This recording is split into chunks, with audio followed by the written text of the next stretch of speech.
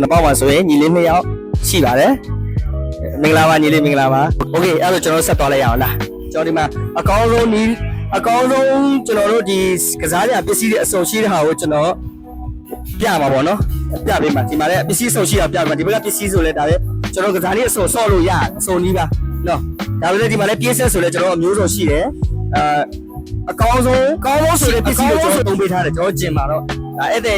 တွေနဲ့လည်းလာရောက်ကစားလို့ရတယ်ဟိုအပြင်းပြေကစားတာပဲဖြစ်ဖြစ်ဟိုဝေးရခြင်းလို့ပဲဖြစ်ဖြစ်နောက်တစ်ခုဒီ body လှခြင်းလို့ပဲဖြစ်ဖြစ်ဒီမှာလာပြီးတော့ကစားလို့ရတယ်နော်အဲ့အတွက်ကစားနေပေါင်းမျိုးစုံလည်းဒီမှာရှိတယ် trainer လည်းကောင်းတယ် trainer ခါလည်းပေးကြမလို့ဘူးကျွန်တော်ဒီမှာ trainer 2ယောက်ရှိတယ်ကြိုက်တဲ့ trainer နဲ့ဆော့လို့ရတယ်နော်ဒီကတော့ပြပေးတာတော့ free ပြပေးတာဖြစ်ပါတယ်နော်အဲကျွန်တော်တို့နောက်တစ်ချက်ပဲတွားကြည့်အောင်လားကျွန်တော်ဒီမှာဒီ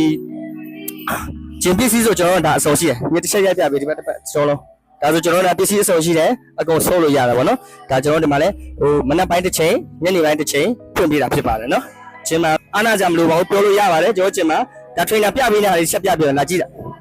ဒါကျွန်တော် trainer တင်ပြပေးနေတာဗောနော်ဒါအဲ့တဲ့တင်ပြပေးနေတယ်နီးလဲမှောင်ပြပေးတာဖြစ်ပါတယ်ဒါလည်းတေချာလေးပြပြပေးတာဖြစ်တယ် trainer လား let's go trainer နည်းနည်းပြောပြပေးပါဦးမင်္ဂလာပါမင်္ဂလာပါ okay ဒီမှာ AC လာပြီးတော့